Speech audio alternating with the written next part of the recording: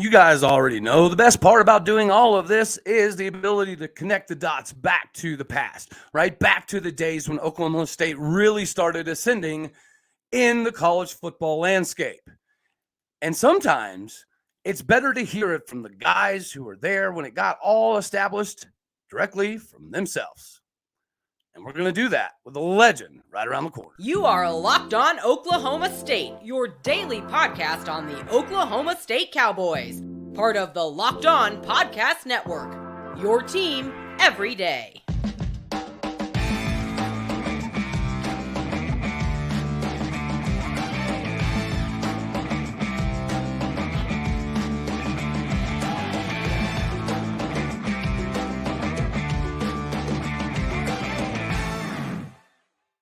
Hey all and hello all. Welcome back to Locked On Oklahoma State, your daily stop for all things cowboy and cowgirl related. My name is Cody Stovall. I want to thank you kindly for stopping by to make this your first listen here on Locked On Oklahoma State. We are available on all of your podcasting platforms as well as YouTube. You can find me on Twitter at OState.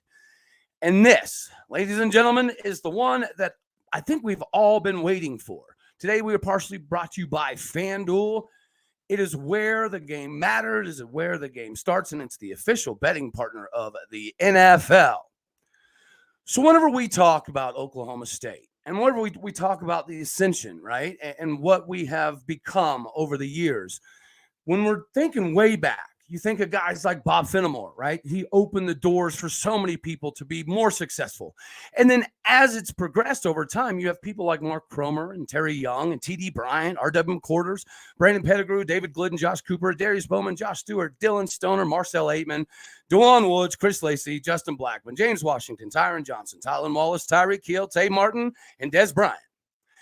And we would have virtually none of those individuals without the man we have joining the program today, himself, Rashaun Woods. How are you doing, sir? I'm doing great. Thanks for having me on. I'm very, very happy to have you on the program today. And, you know, your ascension has been obviously something that as an Oklahoma State fan, we've all admired, right?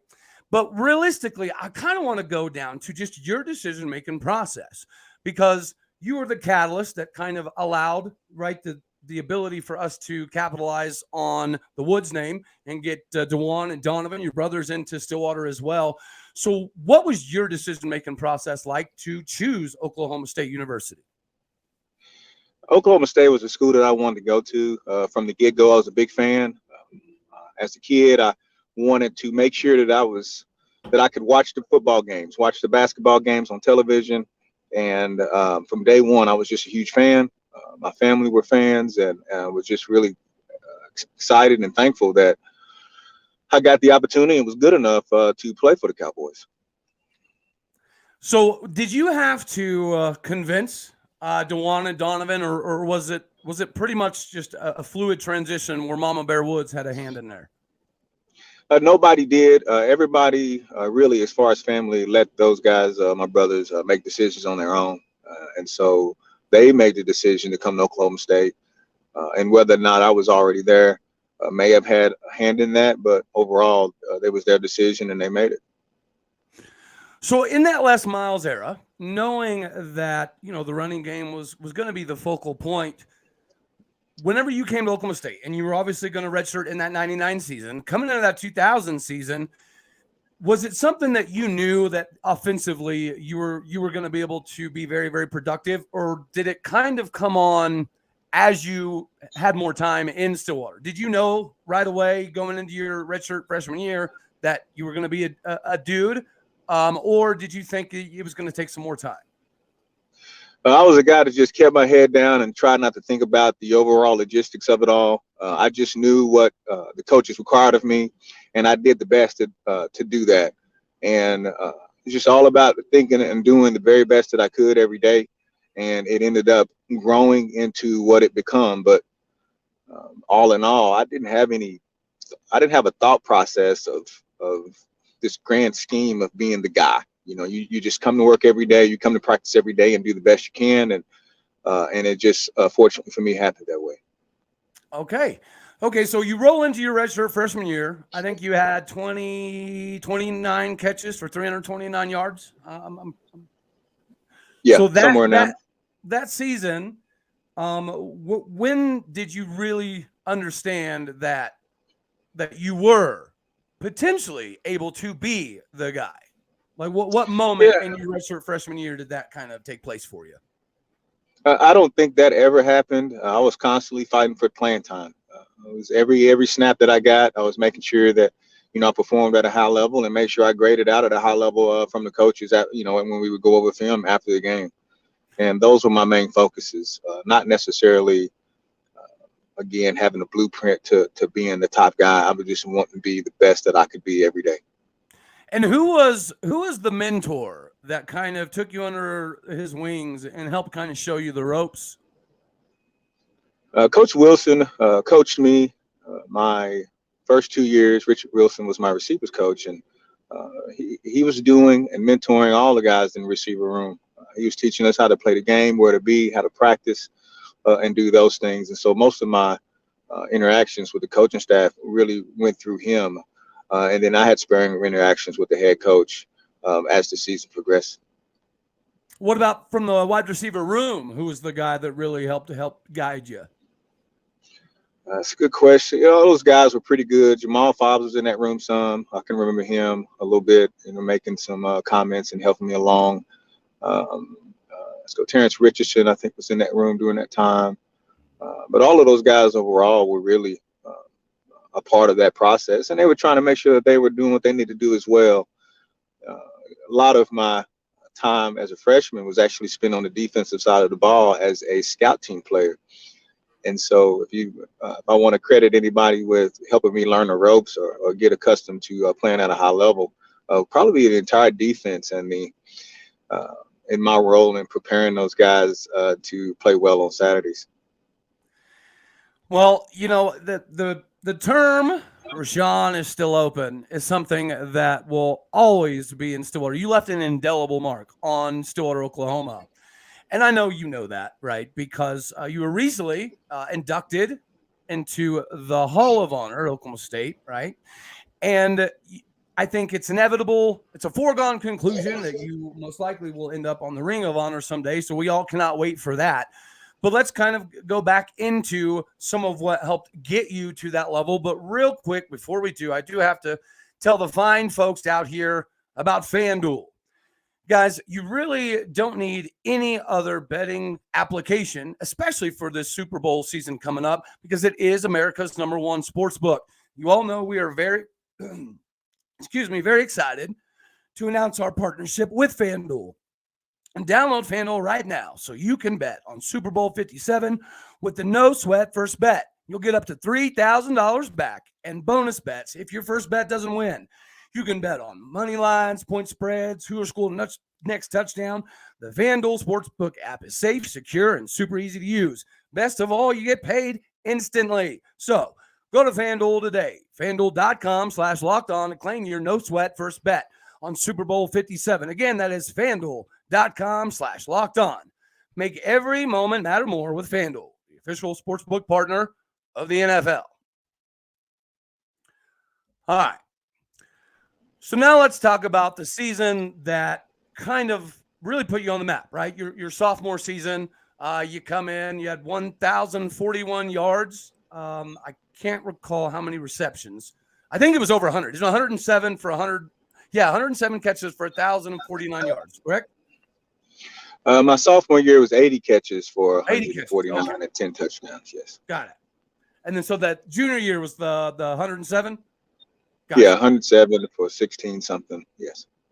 So whenever Bedlam comes to calling, was that a game that you just naturally got up for more due to, being from Oklahoma and kind of being involved in that rivalry growing up? Or did it just so happen that you played like a man possessed on fire for that one?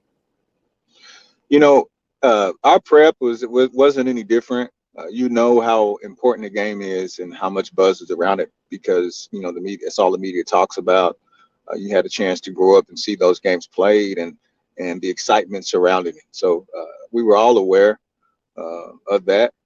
But all in all, we prepared just like any game. Guys were really moving around and always excited to practice whether we won or lost that year. And that was one thing that the coaches did a good job of keeping us locked in, win or lose. And so I don't recall anything different that we tried to do to prepare ourselves outside of just continuing to do the right things to be the best we could be. Well, so 2001, obviously you have what is known in Stillwater as the catch, like it's our version of the catch. In the corner of the end zone to knock off OU. And people, I think, sometimes forget that at that point in time, OU was still in contention to play for a national title, right? So That's right. It wasn't just the catch, right? It was the implications and everything else surrounding it. And then so you say coming in, so the 2002 season, you know, the preparation and all that was obviously going to be pretty much the same. But that's your 107, 1,695 yards season. And I think you end up having like 17 or 18 touchdowns along the way as well. And then that's the one where you really, really broke the doors open, because that OU game, you had 12 catches for like 230 yards, man. Was it, I mean, okay, so in basketball, right, shooters talk about sometimes you just get so hot you have to give yourself heat checks. Was it that kind of a game for you, right? Was every route going right? You're reading every coverage perfect. Josh Fields is dialing up dimes. Was everything just working right that day, or was OU doing something that maybe shouldn't have? Yeah, you know, the coaches did a great job of preparing us and putting us in a situation to be successful. And, you know, from a confidence standpoint, everything started to snowball pretty early in that game because we were having success. So when you have that combination of preparation, you know, it's you look back on it and it was really, really a special day for the Cowboys. And like you said, you respect the process, you respect the preparation and all that stuff leading up to it. And Les Miles, right, he was fairly traditional in how he did things, the way that he conducted his pregame meetings and everything. But for that 2002 Bedlam, if I recall correctly, Coach Miles showed you a little bit of a different side that allowed a little bit of extra emotion involved. Yeah, I mean, he was excited about the game, and he showed that. He showed that in pregame meetings.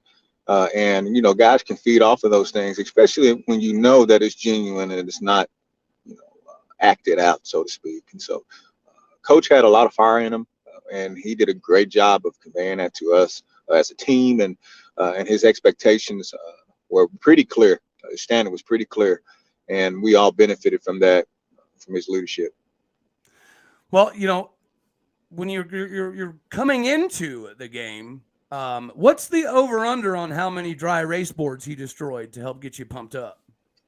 You know, I think it was just one that day, but again, it was the improv to really get us fired up. That you know, it's not something that you see every week Right. from him in particular, because he's so in tune. He was so in tune to making sure that things were done the right way and so detailed that there's not a lot of room for the unexpected, so to speak. And so doing that and you know, can really get guys going, man. It's just kind of part of it, ability to get guys ready to play. And he had a knack for that.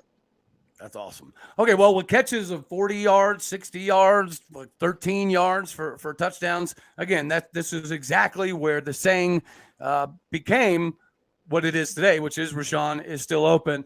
So your junior year, everything's kind of, you know, catapulting you into the next level, right? And you're an All-American as a junior. You're an All-American again as a senior. And then you also had that magical day against SMU. Was that kind of like the OU thing where everything was just kind of working right? And that is still, to this day, the record for NCAA touchdowns in one game. I mean, talk about that a little bit. How'd that feel? When you caught that seventh one, did you know it was the record? You know, I found out pretty quick. Once I got to 5, I knew that it was getting up there. And again, it was, you know, part of the game plan as far as the way they were playing us. Yeah, you take advantage of what they give you, and they were giving us the one-on-one on the outside, and that wasn't probably the best game plan defensively for SMU, and they found out that night. Whenever you get kind of done with your senior year, And remember, so you have 4,414 yards. 4,414 yards and 42 touchdowns in your time at Oklahoma State. Whenever you capitalize on that, and honestly, people tend to forget, right? We've had Tatum Bell on the program before. You guys had a very, very, very good running game back then. So your 4,414 yards, realistically, in today's offense would be absolutely astronomical what the number would have been. So, whenever you see that, and then you're getting ready for the NFL draft, now kind of walk us through a little bit of that. Did you have a pretty good idea of where you were going to go beforehand? I know the draft's kind of, crazy, and you got teams talking to you all the time, but you had a first-round grade. And obviously the Niners ended up picking you up with the number 31 overall in the first round. But did you know the Niners were super interested? Was there a team before that maybe you thought you were going to go to?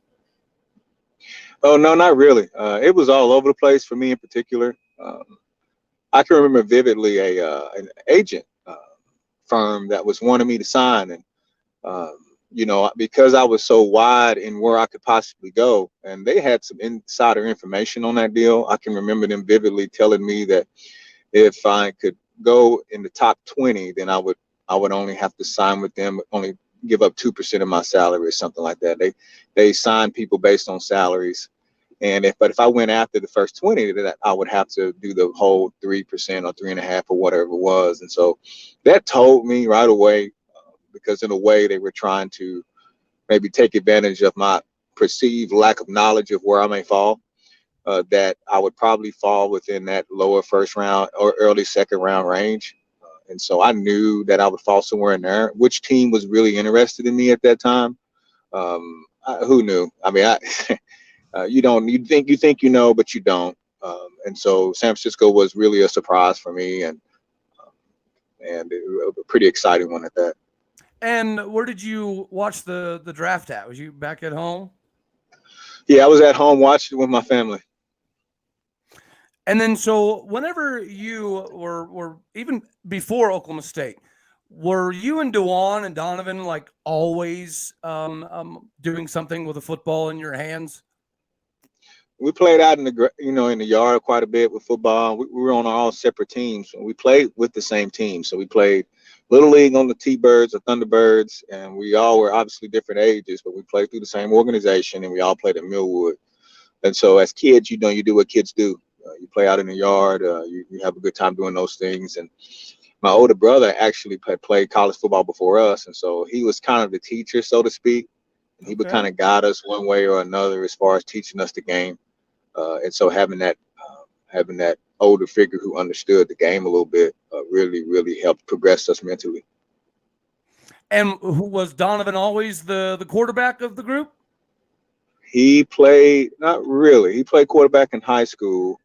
I don't know if he played in Pop Warner, but he played in high school. He was moved there his second year, and from the time he was moved there, he could control the game, and he understood and was athletic enough to do just about anything that they needed him to do. Yeah, people also forget that he threw for almost 1,700 yards his freshman year at Oklahoma State.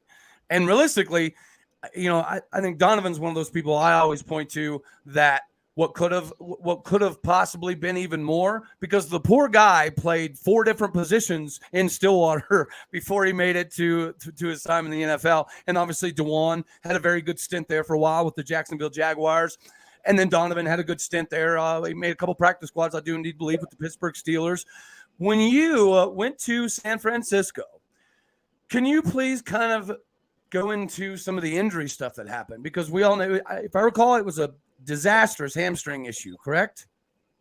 Yeah, so early on things were kind of going pretty good, and I say early on, like the first maybe 2 or 3 weeks, and as training camp went on, I ended up pulling my hamstring, and it was a bad pull, and so I didn't realize how bad it was at first. And the main thing for me was trying to get back and try to be a part of that deal. And maybe I didn't attend to it the way that I should have. Who knows now? Hindsight is 20/20. But it became reoccurring.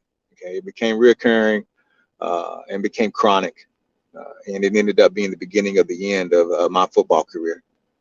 Got it. Okay, so walk us through a little bit of that after you leave the 49ers and you leave the time in the NFL. I know you had a women's basketball coach in high school, if I recall correctly, that kind of helped guide you a little bit into deciding to get into the coaching game. Is that about right? Yeah, so after football, and this goes for most guys, but especially for me, and it's pretty depressing and extremely difficult to end my football career the way that I did. And so it was a situation where I needed to find and pick myself back up and find a place in society.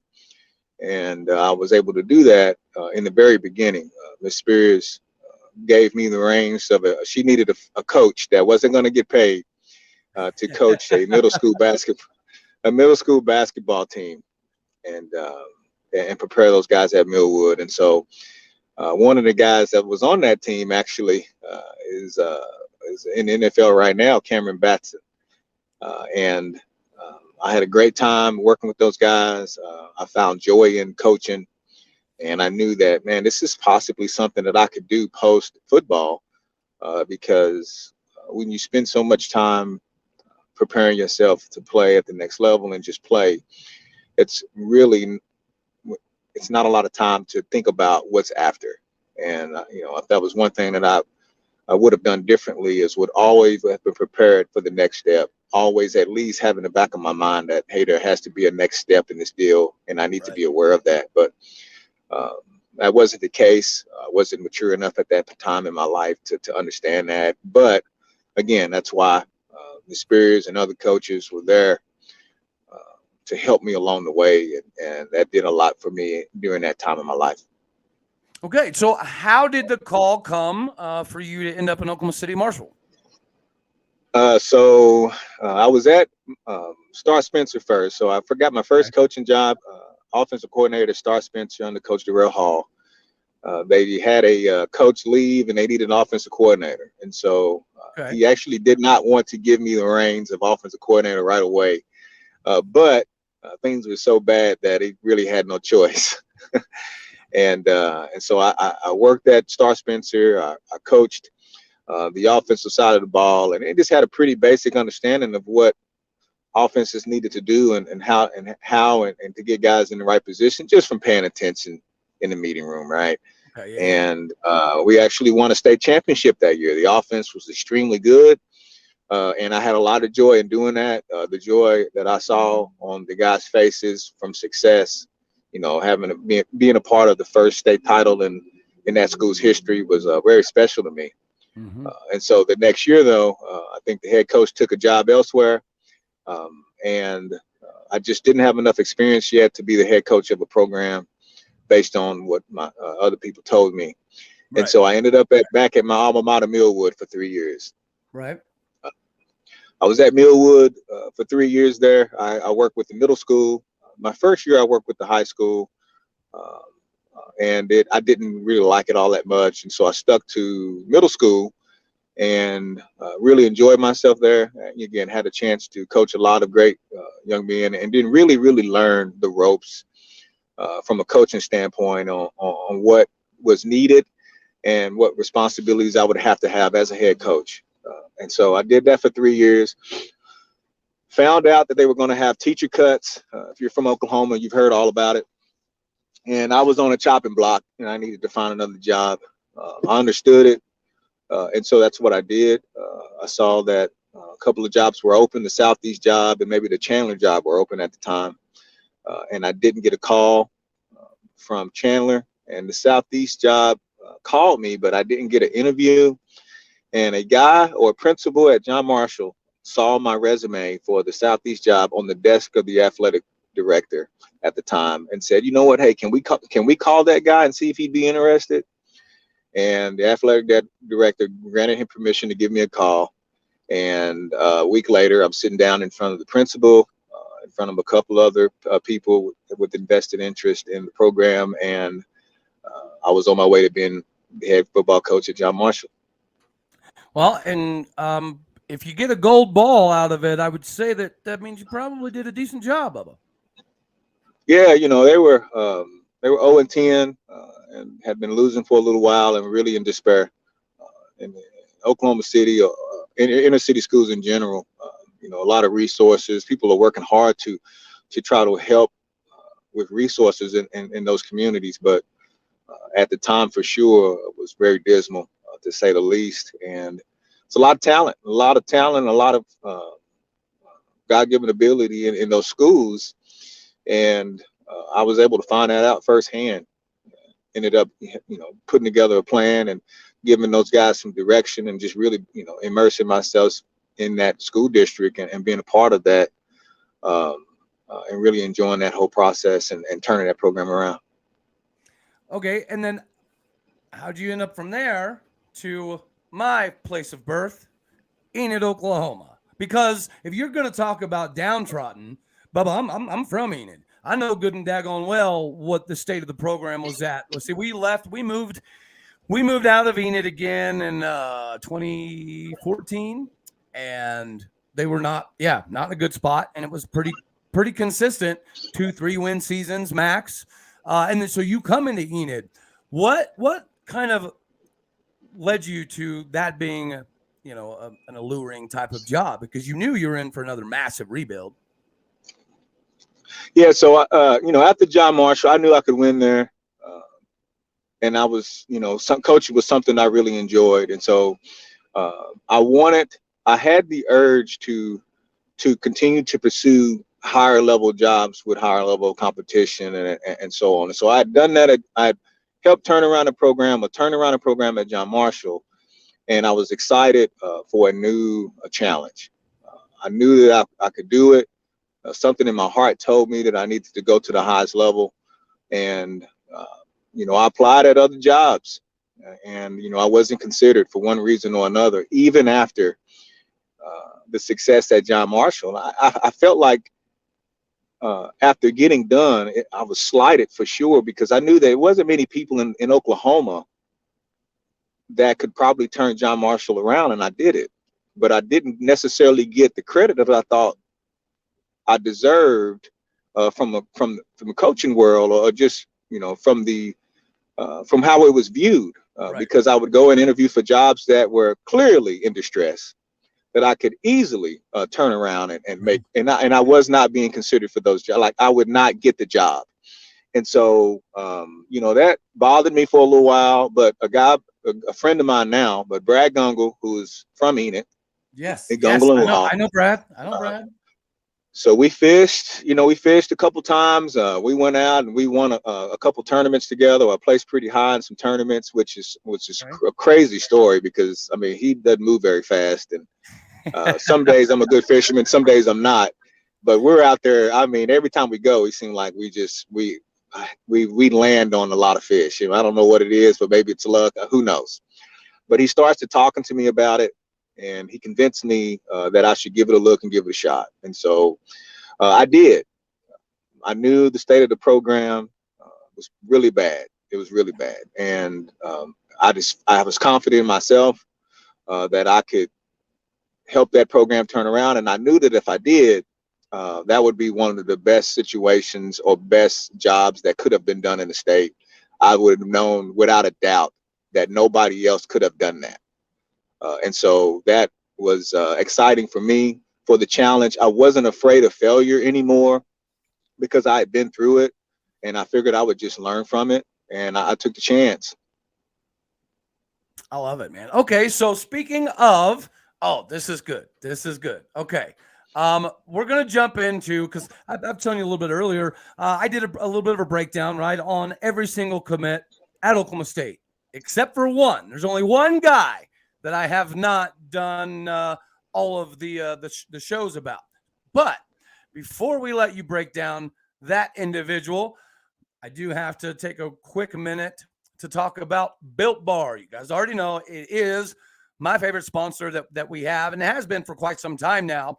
But Built Bar, it is the only protein bar out there that legitimately tastes like a candy bar. And with only 130 calories, 4 grams of sugar, and 17 grams of protein, it does everything you need it to without you having to deal with the taste of all the other protein bars. So do yourselves a favor. Head to your nearest Walmart today. Walk to the pharmacy section and grab yourself a box of Built Bars. You can grab yourself a 4-bar box, Or you can head to a Sam's Club if that's easier for you. Run in, grab yourself a 13-bar box. Make sure you hit all of the flavors like brownie batter, churro, cookies and cream, double chocolate, and coconut puff. Go get you some Built Bar, guys. You will definitely thank me later. All right, Rashaun. So now, give us a little bit of a breakdown of who we're getting in Tykie Andrews. So Tykie Andrews was a freshman when I came in. I could see right away that he was extremely talented, and he was a sponge. He was great to coach. He took everything that I could coach.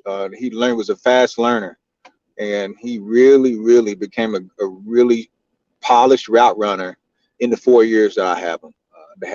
The weight program and the program in general, with all of those guys that had been there from freshman on, they were just continuing to get better every year. Enid has not been known as a Power 5 hotbed. And so getting recruiters to come and recruit those guys is probably one of the biggest accomplishments that I've had a chance to be a part of at Enid, because Donovan Ryman, Luke Rao, Tykie Andrews, Eric Lewis, those guys are all Division I football players in the last 2 years. Is truly special. And, I'm not there anymore, but I know that over time they will realize just how tremendous that really is, because it hadn't happened in back-to-back years. I don't know if it's ever happened, but you've had that.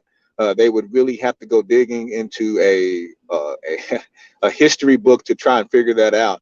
But the way that we were starting to kick guys out to the next level, and even at the highest level, was really unprecedented for Enid football. I think you'd have to go back to 05, 06, right? They had we had Austin Box and Clint Shelf and Colton Shelf and Andrew Athey and Ezra Forbes and Daniel Holzclaw. But yeah, since 2005, 2006, seven range, it's been very, very down, very down. So yeah, I'm very well aware of what you've done in Enid. And being from Enid, I made a joke with my son a couple of years ago. I told him, if you would have taken the Enid High job when we still lived at Enid, we'd have never left. Yeah. So if you're talking about the effect you have on people, I think it's preposterous that some people didn't necessarily look at your body of work and view it. And from a Tykie Andrews perspective, you say a polished route runner, right? Which you don't see a lot of freshmen that are able to come in and run route trees at an advanced level. But that's what you were always known for, right? Gundy talks about it all the time. So does Josh Fields. Your ability to run routes and get instantaneous separation is what separated you from a lot of people. And realistically, at the beginning of the show, we listed off all the Oklahoma State dudes that have had opportunities, right, in the NFL at the position of wide receiver. And the route running and everything that you put forth is still considered the bee's knees or Taj Mahal. Yeah, and one thing that I, as a coach now, I take great pride in is anybody that plays the receiver position that I have a chance to coach in high school. Every one of those guys are going to be from a understanding of how to get separation, whether they're a Power 5 talent or the Division III talent, or they're not a college athlete at all. They're going to be able to do those things at a high level, and they're going to be better at that, regardless of their talent. I can't do anything about their God-given ability. I can only help them be the best that they can be and really teach them. And so all of my receivers, whether they've had a tremendous amount of talent or not, are able to get open, to make plays, and do really good things. And we had guys on the team that, again, don't have that talent, but, had really good years for us. And Tykie, fortunately for him, is blessed with that level of talent. And if he was close to maybe on the fringe, which I think he probably was, his ability to have such a great year and be so detailed in what he did is something that I was proud to help him maybe get over the hump, so to speak. Yeah, no, I watched the film. The separation is really honestly what really stands out, right? I mean, he's got some highlights where he's got some one-handed touchdowns going in the end zone, but he's 12 yards away from the corner, but just his ability to adjust his body midair and do some of that stuff, right? It makes sense when you figure out who he was coached by, right? So thank you very much for that. We greatly appreciate you, brother. And then your transition from Enid to Tyler. Again, your life has been nothing but ascension after ascension after ascension. And now you're in that same area again, and you're taking over for a legend who was at Tyler for, I think, 11 years, if I recall correctly. Now you're coming in and you're taking that place. But Tyler's a hotbed. If you want to talk about getting Division I dudes, right, into college, good and daggone well now you're going to have a plethora of guys that you could potentially mold into being D1 level, because let's face it, some of them already just naturally come with it. That's right. And that's the advantage here at Tyler, is that, whether or not I'm here or not, those guys are, college coaches are going to come here. They're going to always know that, hey, there are big time players out of here. And so what my responsibility now becomes is, how do I increase that? How do I help those guys be even better or get even more opportunities? And so I've got to try and determine, what that looks like, and so whether I'm coaching the receivers, my standard and what I do is going to be done now at a place that can turn, 2 or 3 guys that may go Division I every year to possibly 6 or 7. Okay. And so there's always room for improvement there. Not to say that it hasn't already been done at a high level, but I've had an opportunity to do it where it was thought to have not been able to be done. Okay. And so now I'm somewhere where it's happening already, and I've done it in places where it doesn't happen. That combination to me can be pretty special, because I'm going to go about it the same way, regardless of if the talent is there or if it's not. It's the standard and how I do things, the attention to detail that is elevating kids, and that will continue to elevate young men to the next level. So you ever since Hart Lee Dykes, for the most part, right? Because you were the first All-American wide receiver we had since Hart Lee Dykes. Hart Lee Dykes, kind of set the mold. You broke the mold.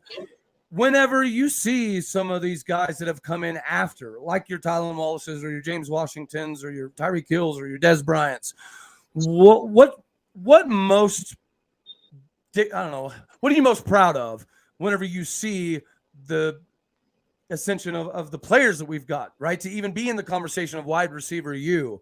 And which one of those players do you think surprised you the most? It's not necessarily as proud as much as it is thankful that I was part of such a great group of coaches, a great university, and just being a part of that atmosphere, right? I didn't have to be there. Okay. If it wasn't me, it would be somebody else. I'm thankful for everything that the coaches poured into me. I'm thankful for the relationships that I had at Oklahoma State.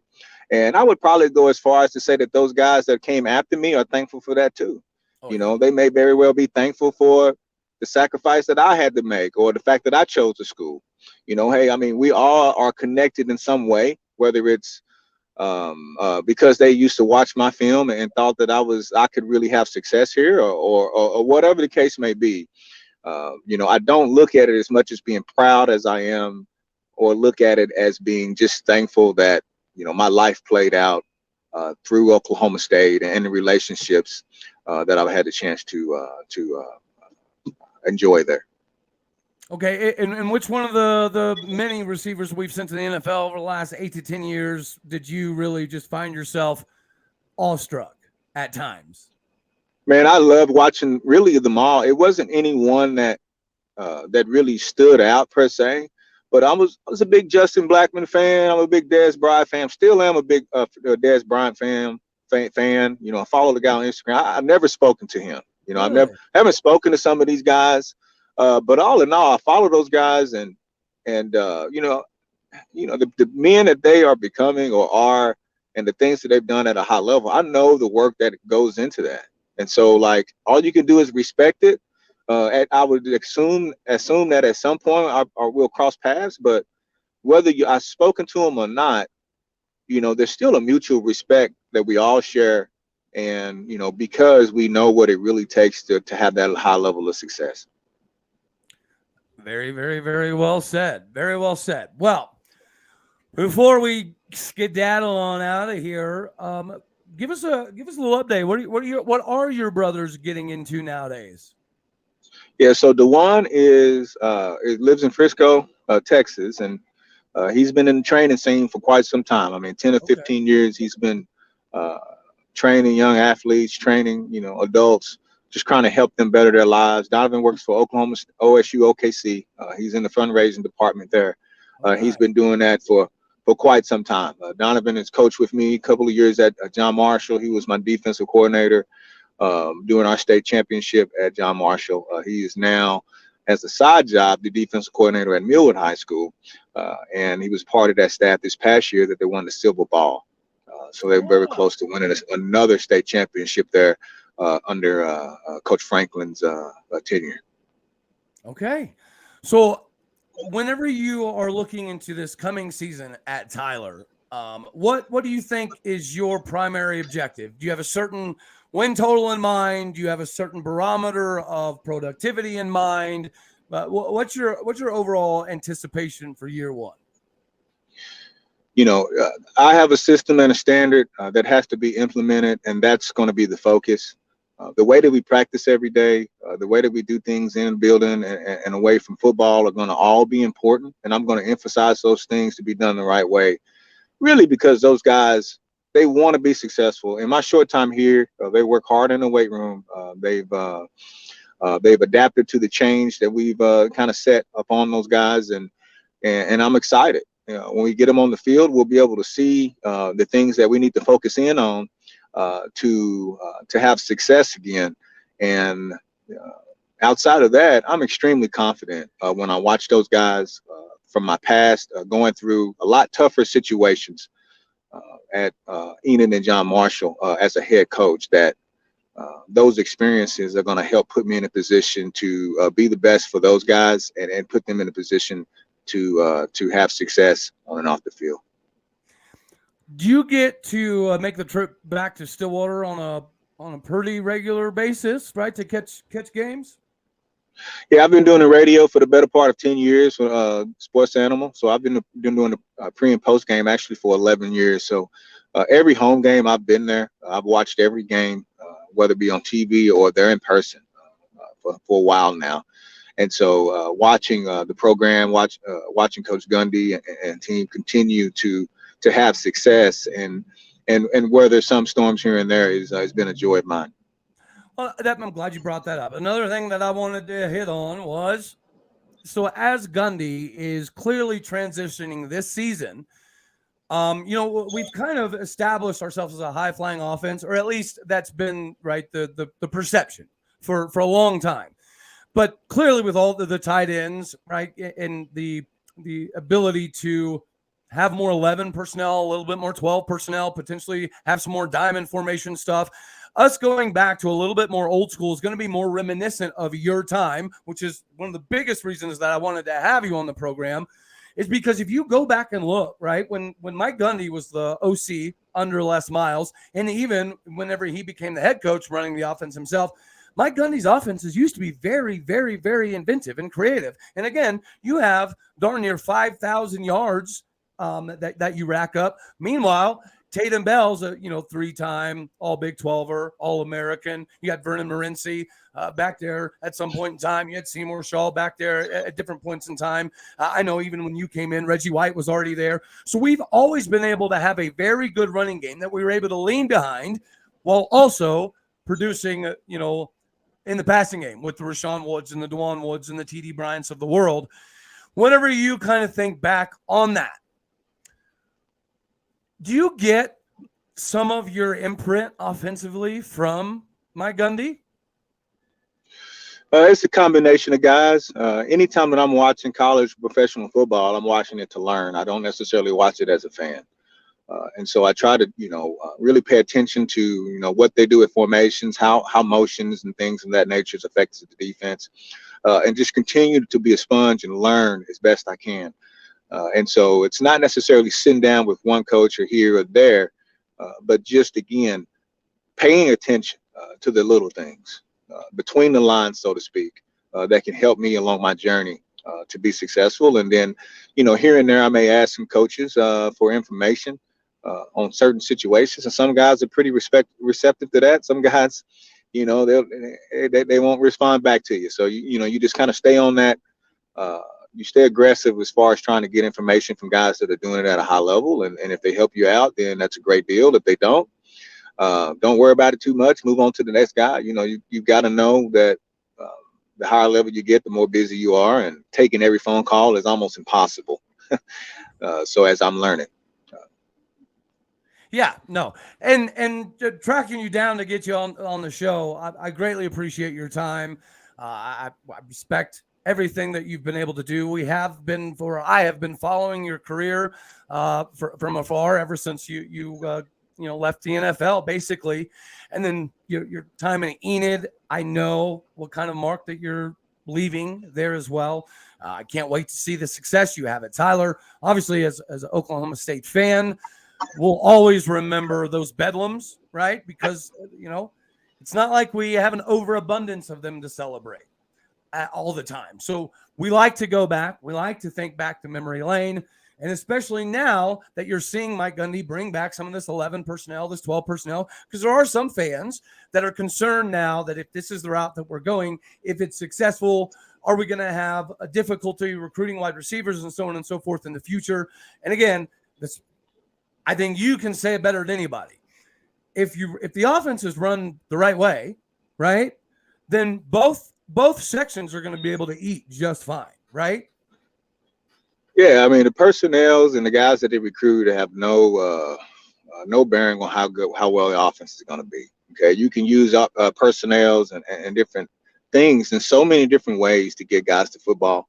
And so, however they do that, one thing that you can be for sure, know for sure, is that Coach Gundy's done a great job over his tenure, over 20 years of figuring that deal out. And so I would expect nothing less. Just because we've seen it so many times, the mere fact that it even gets questioned every year is really, I think, just something to be as a talking point anytime that there's an opportunity for me to really talk about it. So those guys know what's going on, and I'm excited to see how it all comes together. And wish Oklahoma State nothing but the best. Well, we wish you the same. We cannot wait again to see what you do in Tyler. Can't wait to see you back. And then obviously we'll continue to hear your input as a post-game, pre-game stuff that you also have been doing for a large amount of time. Before we get out of here, is there anything else you want to tell the fine people out there of OState Nation? Yeah, anybody that supported, the crazy thing about this whole journey is you got people on both sides, people that think you're great, people that don't, people that believe in you, and people that don't, and everybody that does, and really that doesn't. I appreciate all of you, because the people who maybe have doubted me have been such a great fuel for me to continue to prove you guys wrong. The guys that are continually excited and happy for me, again, you guys are also people that I appreciate, and to my family, my immediate family. They've through this whole process, whether good or bad, they've always been there. And those are things that you just can't buy. And so, again, appreciative of it all. All righty. Well, brother man, let the fine people out there know what you got going on and how they can kind of follow along with what you're doing there in Tyler. Yeah, I mean, right now we're in our off-season program, and I'm kind of tasked with making sure I get coaches acclimated to the area, establish a program, and really get things going there in Tyler. So I'm down here. I'm a citizen of Texas now, and I'm excited for what the future holds, and just really enjoying getting up and going to work every day. And when I get some time to kind of hang out, I'll try to do that. But pretty basic.